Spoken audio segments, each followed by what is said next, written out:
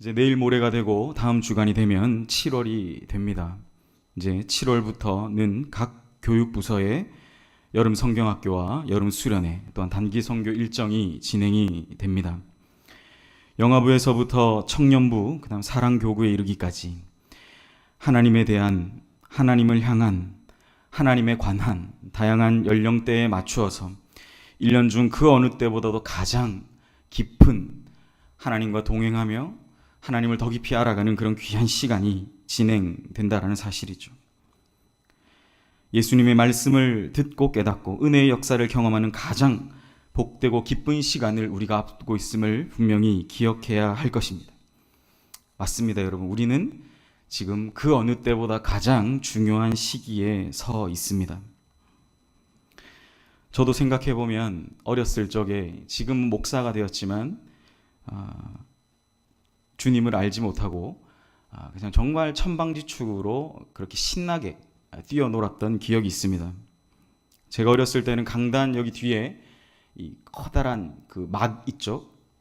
그런 막이 이렇게 쳐져 있었는데 그 안에 뭐가 있을 줄 알고 막 어렸을 때 들춰보기도 하고, 지금은 아니지만 어렸을 때는 그렇게 교회 예배당이 저에게는 놀이터와 같이 뛰어노는 공간이기도 했었습니다.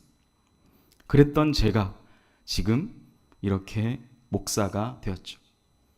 하나님은 살아계십니다. 기적을 베푸시는 하나님이 되십니다. 저는 중학교 1학년 때 인격적으로 주님을 만났습니다.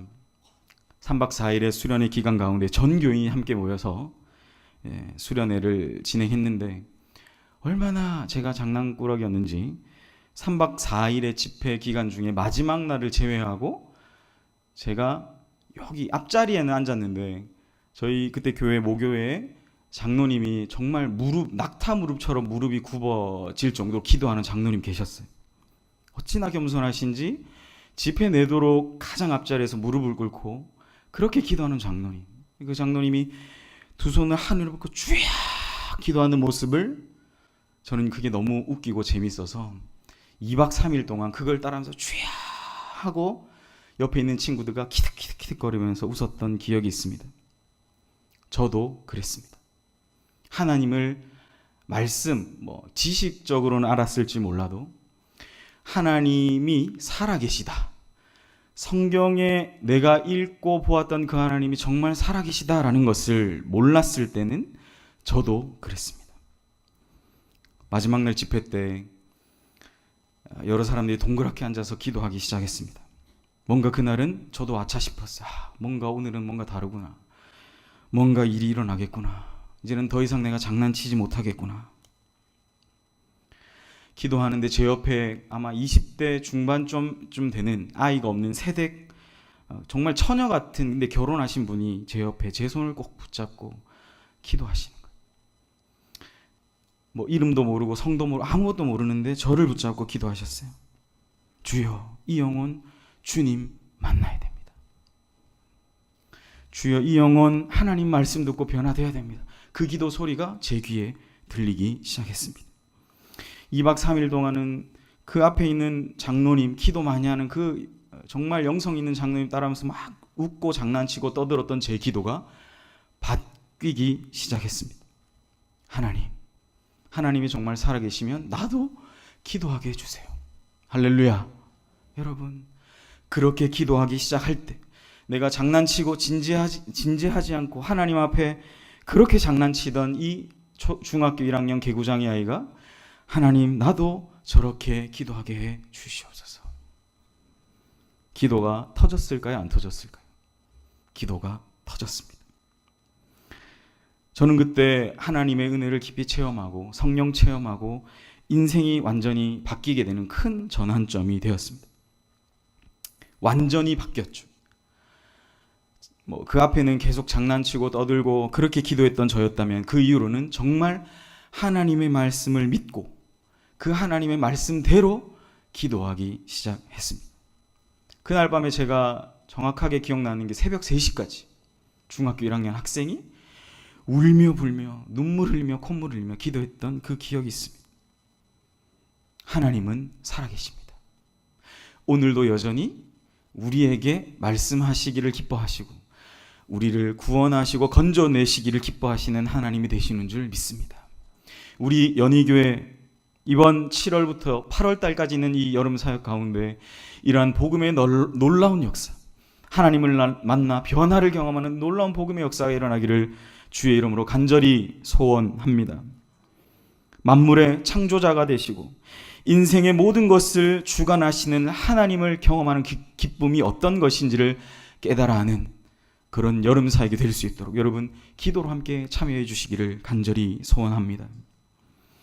오늘 우리가 함께 읽었던 이사야 선지자는 예수님이 오시기 전 724년경에 태어났던 사람이고 남유다 왕국에서 주로 예언 사역을 했던 그러한 사람이었습니다.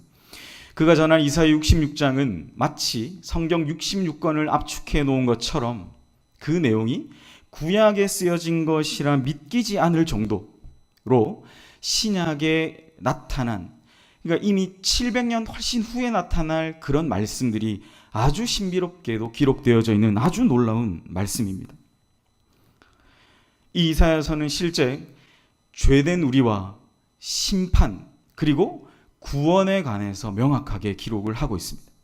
66권 전체를 광통하는 1장부터 39장까지는 이스라엘까지, 그러니까 모든 열국과 열강들이 심판받을 것, 그들이 행한 죄로 말미암아 심판받을 것. 37, 38, 39장에는 하나님의 택한 백성 이스라엘까지, 우리가 선한 왕이라고 알고 있는 그 히스기야 왕까지도 하나님이 정해놓으신 잣대에 충족하지 못한 내용을 기록하고 있습니다.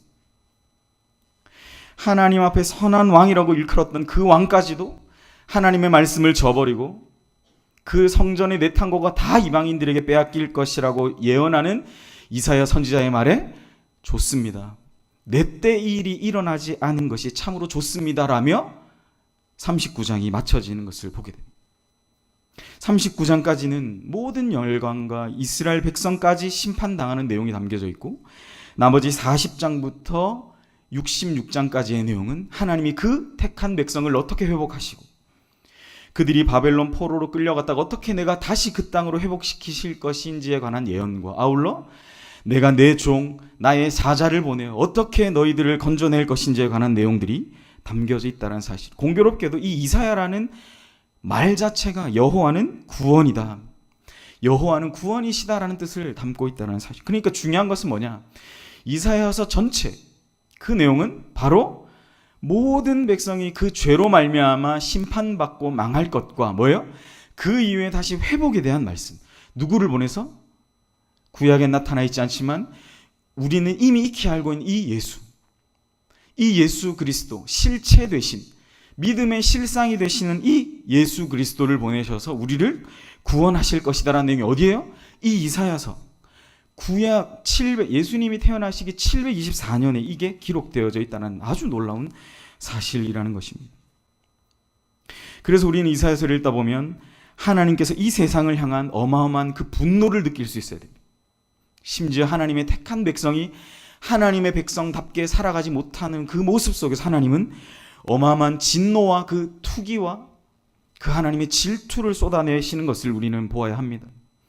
죄의 심각성, 그 죄로 말미암아 심판받는 우리 모습의 아주 심각성을 우리는 분명히 보아야 한다는 사실이죠. 그러나 아울러 뭐예요? 그것뿐만 아니라 하나님이 우리를 건져내시기를 기뻐하고 하나님이 주의 사자를 보내셔서 우리를 기뻐하신다, 우리를 기뻐하셔서 다시 하나님의 백성을 삼아주신다라는 그것에 우리는 다시 초점을 맞춰야 합니다. 뭐예요 여러분? 이번에 우리 여름 사역 가운데 이러한 것이 동일하게 나타나야 된다는 거죠. 하나님 없이는, 그 하나님의 말씀에 기대지 않고는 살아갈 수 없는 존재가 누구요? 바로 저와 여러분. 우리가 이것을 철저하게 깨닫고 그 하나님의 은혜의 보좌 앞으로 나아가야 한다라는 사실입니다. 이사야는 이것을 피를 토하며 우리에게 이야기하고 있는 거예요. 우리의 다음 세대가 이 하나님의 충만하심, 그 하나님이 우리를 살리시기를 기뻐하신다는 그 하나님의 충만하심을 경험하는 복된 저와 여러분 되시기를 주의 이름으로 간절히 소망합니다. 하나님을 따르는 참된 교사들이 그래서 이번 수련회를 통하여, 여름 성경학교를 통하여 우리 아이들에게 가르쳐야 할 첫 번째는 뭘까요? 바로 우리가 섬겨야 할 대상이 바로 우리 하나님 한 분이시라는 사실이죠. 오늘 본문이 이렇게 말합니다. 45장 5절 6절. 나는 여호와라. 나 외에 다른 이가 없나니 나밖에 신이 없느니라. 너는 나를 알지 못하였을지라도 나는 내 띠를 동일 것이요 해가 뜨는 곳에서부터 지는 곳에든지 나밖에 다른 이가 없는 줄을 알게 하리라. 나는 여호와라. 다른 이가 없느니라. 여러분, 우리에게 말씀하시는 이 하나님, 이 한 분밖에 없다는 사실을 우리는 너무나 잘 알고 있지만 우리의 다음 세대는 모른다는 사실이죠. 여러분, 지식적으로는 알고 있을지 모르겠습니다. 그러나 여러분, 그 아이들에게 이게 실제적으로 부딪혀오지 않으면, 내 영혼과 내 마음의 중심에 이 진리가 부딪혀오지 않으면, 여러분, 우리 아이들은 제가 그랬던 것처럼 내가 하나님의 말씀도 알고 기도도 알지만 어떻게 해요? 가장 앞자리에 앉아서 장난친다니까요. 복음의 능력을 알지 못하면 그 하나님 앞에 경거망동하기를, 이게 수치스러운 일인지를 모른다는 사실입니다. 누구처럼요? 저처럼. 저도 그랬다니까. 그런데 뭡니까? 제 옆에 서서 제 손을 붙잡고, 저는 그분이 지금도 누군지 모릅니다. 그분이 나를 붙잡고, 주님, 저 영혼을 만나 주시옵소서. 하나님이 한 분이신 것을 가르쳐 주시옵소서. 이 아이가 섬겨야 할 대상이 누구요? 바로 한 분 하나님이심을 알려 주시옵소서. 여러분, 그것이 바로 우리의 소망이 되어야 하고, 여러분이 가지고 계신 이 신앙의 귀한 유산이 그 아이들에게 흘러가야 된다라는 사실입니다. 여러분, 기준이 명확해야 돼요. 약속 시간이 12시면 우리 12시에 와야 됩니다. 이 약속 시간 12시까지 가는 게 너무 융통성이 없어 보인다고 해서 12시에 나와야 할 사람이 1시에 나오면 돼야 돼요. 안 돼요. 얼굴이 좀 예쁜 아가씨들은 튕긴다고, 이 남자가 나를 정말 사랑하는지 안 사랑하는지 본다고 1시간 늦게 나오는 그런 사악한 그런 일들을 하죠. 그래서는 안 됩니다. 여러분, 기준이 명확해야 돼요. 우리가 섬겨야 할 대상이 누구예요? 바로 이 한 분 하나님. 그 하나님밖에 없다라는 사실. 그 하나님이 얼마나 오죽 답답하셨으면 오늘 본문에 나는 여호와라. 나 외에는 다른 이가 없느니라. 나 외엔 다른 신이 없느니라. 자기 스스로를 그렇게 PR을 하고 계시잖아요. 여러분. 이사야 45장 22절에 이렇게 말씀하세요. 땅 끝의 모든 끝이요, 내게로 돌이켜 구원을 받으라. 나는 하나님이라 다른 이가 없느니라. 호세아 13장 4절에 그러나 내가 애굽 땅에서 나옴으로부터 나는 내 하나님 여호와라. 나밖에는 네가 다른 신을 알지 말 것이라. 나 외에는 구원자가 없느니라. 여러분, 하나님 한 분만이 우리의 믿음의 대상이시지 그 어떤 신이나 우상에게 절하지 않는 것. 우리가 왜 유일하신 그 하나님을 섬깁니까? 하나님 스스로가 우리에게 그렇게 말씀하셨다라는 거죠. 기독교 2000년 역사 가운데 여러분, 하나님 외에 다른 신을 섬기거나 그렇게 하지 않기 위해 자기의 목숨을 그냥 내어놓았던 그 순교자들의 피가 이렇게 자유롭게 예배하고 하나님을 찬양할 수 있는, 아까 우리 전사님 찬양인도 하셨는데 얼마나 좋아요. 일어서서 손을 높이 들고 이렇게 마음껏 찬양할 수 있다는 거예요. 여러분, 바로 그들의 신앙의 유산이 우리에게 전해졌기 때문이라는 사실이죠. 그러나 너무나 안타까운 건 오늘날의 이 시대, 이 자유로운 시대를 살아가는 이름을 가진 그리스도인들, 그들은 이런 신앙의 절박함이 없다라는 사실입니다. 사랑하는 여러분, 이번 여름 사역에 이러한 변화가 있는 여름 사역이 되기를 주의 이름으로 간절히 소원합니다. 현대사회에 들어서면서 다원화된 이 시대의 분위기 속에서 우리가 정말 붙잡고 철저하게 기대어 있어야 하는 분이 도대체 누구인지를 분명히 알아야 될 줄 믿습니다. 이번 여름 사역을 통해 사랑하는 여러분, 우리 아이들을 위해 그렇게 기도해 주시기를 간절히 소원합니다. 두 번째로는 여러분, 구원을 주시는 분이 바로 창조주이심을 우리는 가르쳐야 합니다. 오늘 본문 7절을 이렇게 말합니다. 나는 빛도 짓고 어둠도 창조하며 나는 평안도 짓고 환난도 창조하나니 나는 여호와라. 이 모든 일을 행하는 자니라. 요사이 무서운 이단 사상은 어떤 겁니까? 모든 종교는 다 같고 모든 종교에 다 구원이 있다라고 가르치는 거죠. 그러나 성경은 완전히 이것을 거부합니다. 우리는 다른 거는 다 모르겠어요. 용납할지 몰라도 구원받는 길에 대해서 우리는 완전히 단호합니다. 이것 때문에 뭐예요? 교회는 배타적이다라는 이야기를 듣습니다. 사도행전 4장 12절에 다른 이로서는 구원을 받을 수 없느니 천하 사람 중에 구원을 받을 만한 다른 이름을 우리에게 주신 일이 없느니라. 할렐루야. 여러분, 이것을 가르쳐야 되는 거예요. 이게 배타적인 게 아닙니다, 여러분. 성경이 유일하게 하나 고집스럽게 얘기하시는 게 뭐예요? 바로 예수를 믿어 구원에 이른다는 바로 이 사실. 근데 너무나 안타까운 건 요즘 이 시대적 분위기 속에 우리가 이 얘기도 제대로 할 수 없다라는 사실이 너무나 안타깝다라는 사실입니다. 요한복음 1장 12절에 또 이렇게 말하잖아요. 영접하는 자 곧 그 이름을 믿는 자들에게 하나님의 자녀가 되는 권세를 주셨으니. 우리 이게 전해져야 합니다. 여러분, 구원의 길은 오직 하나라는 사실이, 창세기부터 요한계시록까지 저는 하나를 얘기한다라고 하면 그것은 바로 구원의 길이 하나다. 예수를 믿어야 구원받는다. 내세에서나 금생에서나 복받는 비결은 바로 예수를 믿는 것이다. 이겁니다. 이거 하나예요. 그런데 우리는 입이 있어도 생각이 있어도 이것을 이야기하지 못하는 그런 시대가 되었던, 너무나 안타깝습니다. 여기에 교사분들이 계시거나 또 혹시 교사가 아니시더라도 오늘 이 밤에 특별히 오늘 여름 성경학교 또 여름 수련회를 위해서 우리 기도할 텐데, 여러분 기도하실 때 다른 거 기도하지 마시고 사랑하는 우리 아이들이 정말 참되신 그 예수님, 내가 길이요 진리요 생명이다라고 말씀하시는 그 주님을 마음속 깊이 받아들여 그 구원의 길로 걸어가기를 기뻐하는 우리 아이들이 되게 해달라고 여러분 기도하시기를 바랍니다. 여러분의 자녀들이 되기를 원한다고 기도하시기를 바랍니다. 여러분의 손자 손녀가 그렇게 되기를 원한다고 기도하시기를 바랍니다. 그거밖에 없어요, 여러분. 우리가 우리의 다음 세대에게 물려줄 것은 바로 그거 하나밖에 없습니다. 이것 하나, 유일하게 우리가 전해야 될 하나, 그것을 전하시는 저와 여러분의 삶이 되시기를 간절히 소원합니다. 마지막으로 생명을 싹트게 하고 움트게 하시는 분은 바로 하나님이시라는 사실입니다. 오늘 마지막 8절은 이렇게 말합니다. 하늘이여 위로부터 공의를 뿌리며 구름이여 의를 부을지어다. 땅이여 열려서 구원을 싹트게 하고 공의도 함께 움돋게 할지어다. 나 여호와가 이 일을 창조하였느니라. 여러분, 우리는 구원을 싹트게 하는 이 계절, 이 여름을 앞두고 있습니다. 하나님이 선포하세요. 너 하늘이여 위로부터 공의를 뿌리라.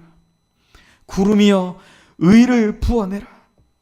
땅이여 너는 이 모든 것을, 너의 모든 것을 열어서 이 땅으로부터 어떤 열매요? 구원이 싹트고 그 공의의 하나님이 움트게 할지어다.